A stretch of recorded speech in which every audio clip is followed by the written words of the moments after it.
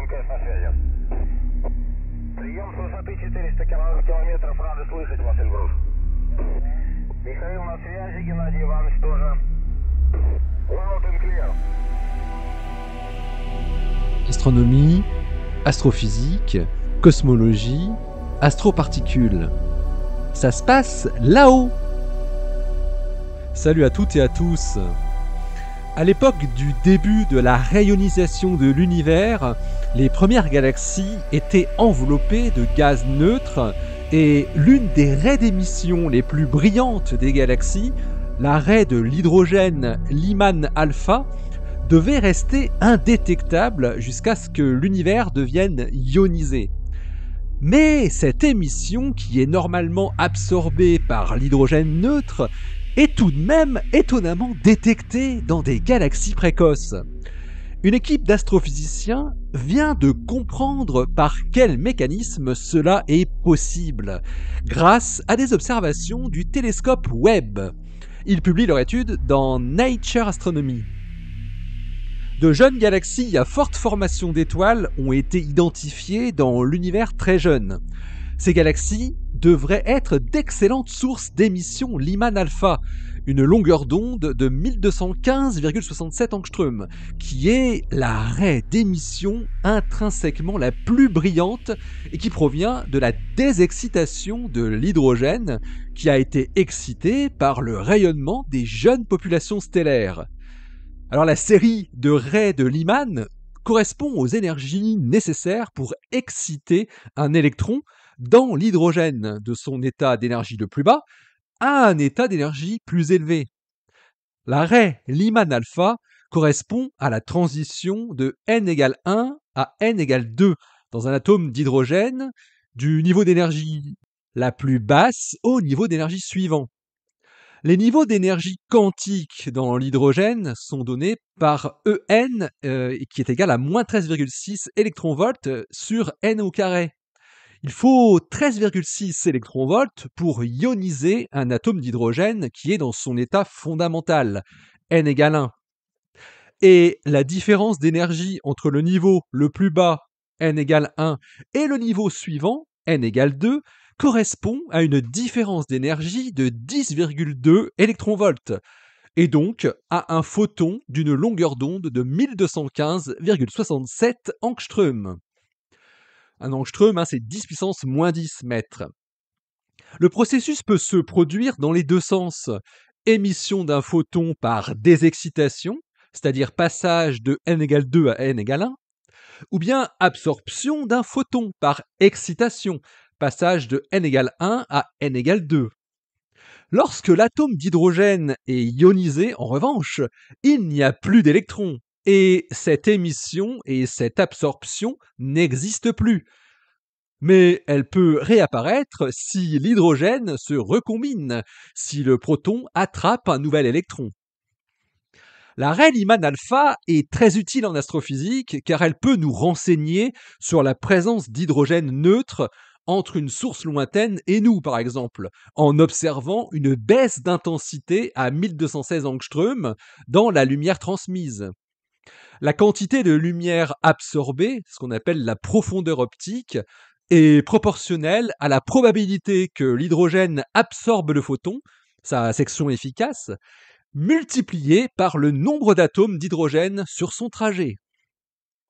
À l'époque de la rayonisation de l'univers, à l'apparition des premières galaxies, les galaxies étaient exceptionnellement riches en gaz, de sorte que leurs pouponnières stellaires y étaient enveloppées de grandes quantités d'hydrogène neutre, ce qui conduit à une absorption extrêmement forte de photons Lyman alpha.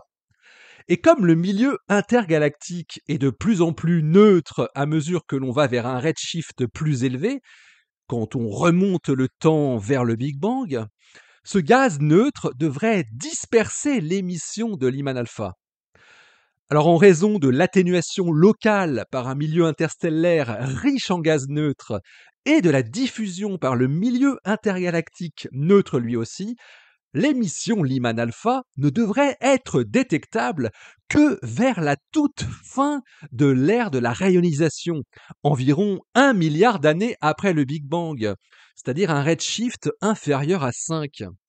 Mais bien que la diminution de l'observabilité de l'émission Lyman alpha avec l'augmentation du décalage vers le rouge ait été observée à plusieurs reprises, cette image a été remise en question par la détection occasionnelle et vraiment surprenante de l'émission Lyman alpha dans plusieurs galaxies au plus profond de l'ère de la rayonisation, vers un redshift de 7 voire plus. Alors pour tenter d'expliquer cela, il a été notamment suggéré que les photons de la raie Lyman alpha pourraient s'échapper à travers le milieu intergalactique neutre si les galaxies résidaient dans des sortes de bulles ionisées suffisamment grandes, noyées dans le milieu intergalactique neutre. Des bulles qui seraient entraînées soit par des noyaux actifs de galaxies, soit par un champ de rayonnement renforcé. Mais une solution à l'échappement de l'émission Lyman alpha à travers le milieu interstellaire au sein des galaxies et à travers le milieu circongalactique de ce qui devrait être des galaxies très riches en gaz reste aujourd'hui insaisissable. Avant l'avènement du télescope spatial Webb, la sensibilité et la résolution des instruments d'imagerie produisaient des études des émetteurs Lyman alpha à un redshift élevé qui n'étaient pas résolus spatialement. Il n'était donc pas possible de sonder les processus physiques pouvant expliquer l'échappement de l'émission Lyman alpha. Fournir une explication à la détection surprenante de la raie Lyman alpha dans les galaxies précoces est un défi majeur pour les études extragalactiques.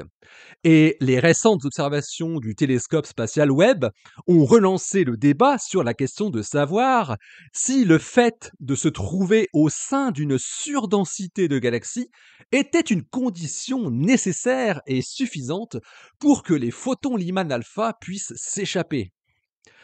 Alors pour répondre à cette question cruciale, Callum Whitten de l'université de Cambridge et ses collaborateurs ont étudié un échantillon de 9 galaxies dont la détection de l'émission Lyman alpha à un redshift supérieur à 7 a été confirmée par spectroscopie avec des images de la caméra proche infrarouge NIRCam du télescope Webb.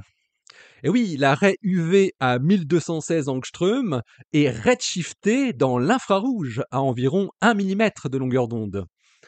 Ces galaxies appartiennent aux champs GOODS Nord, GOODS Sud, EGS et Cosmos, et elles ont été observées dans le cadre de 5 programmes différents. Le programme Primer, le programme Fresco, le programme SEARS, le programme JAD et enfin le programme DDT. 6 de ces 9 galaxies émettrices de Lyman alpha sont connues pour se trouver à l'intérieur de la zone de surdensification, dont 3 abritent probablement des trous noirs accrétants. De plus, il a été démontré que les autres galaxies sont incapables de souffler à elles seules une bulle ionisée suffisamment grande pour faciliter l'échappement de Lyman alpha à travers le milieu intergalactique neutre. Il doit donc exister un autre mécanisme. Whitten et ses collaborateurs montrent que toutes les galaxies de leur échantillon émettrices Lyman alpha, avec un décalage vers le rouge supérieur à 7, possèdent des galaxies compagnes proches, un signe de fusion galactique fréquente.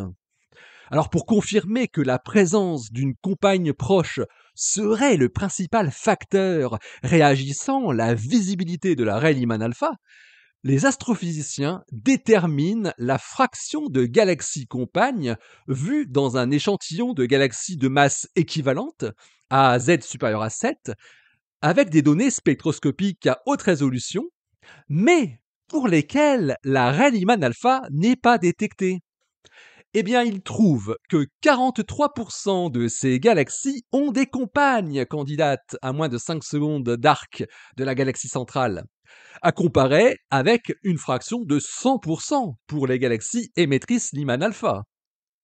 Pour Wheaton et ses collaborateurs, la fraction plus faible de compagnes proches parmi les échantillons qui ne sont pas sélectionnés pour leur émission Lyman alpha est une preuve que le taux de 100% de compagnes qu'ils trouvent dans leur échantillon de galaxies émettrices de Lyman alpha est tout à fait atypique pour des galaxies de redshift supérieur à 7 et n'est donc pas un hasard.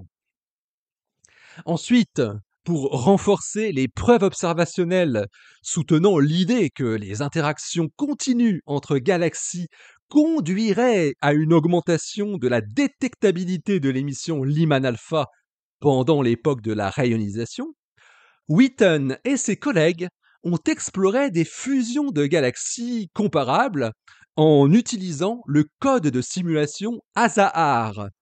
Alors AZAHAR, c'est une simulation cosmologique à haute résolution qui utilise un solveur magnéto-hydrodynamique ainsi qu'une rétroaction des rayons cosmiques.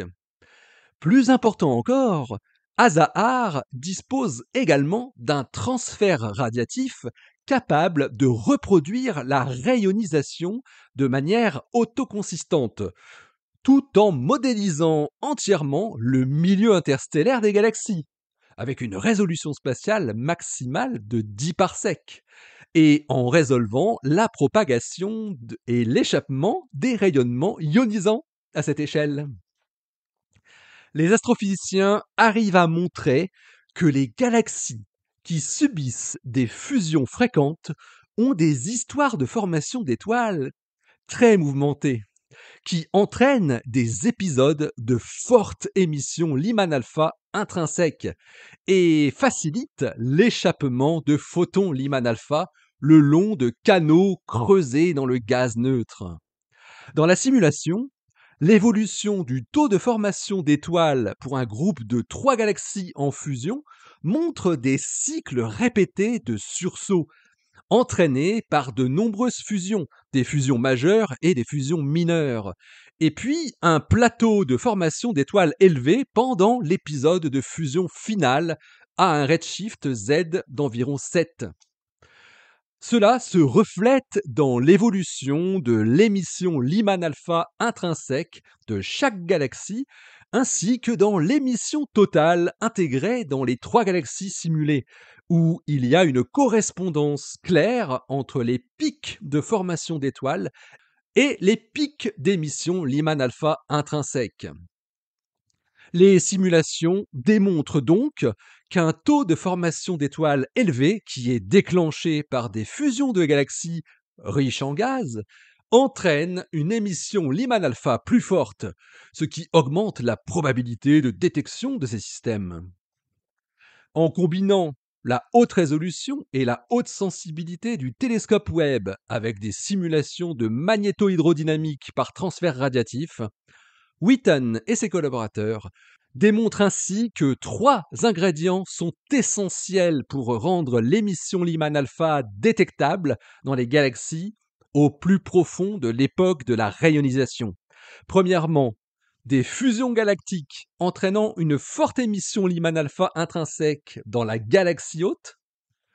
Deuxièmement, une ligne de visée favorable, c'est-à-dire dégagée de l'hydrogène neutre local dans la galaxie hôte, qui est favorisée par les interactions de marée avec les galaxies compagnes et par la rétroaction de la formation d'étoiles. Et troisièmement, quand même, une bulle ionisée suffisamment grande, facilitant l'échappement de l'émission Lyman alpha à travers le milieu intergalactique. En résumé, selon Wheaton et ses collaborateurs, l'accumulation rapide de masse stellaire induite par des fusions galactiques donne une solution convaincante à l'énigme de la détection de la raie d'émission Lyman alpha à l'époque du début de la rayonisation.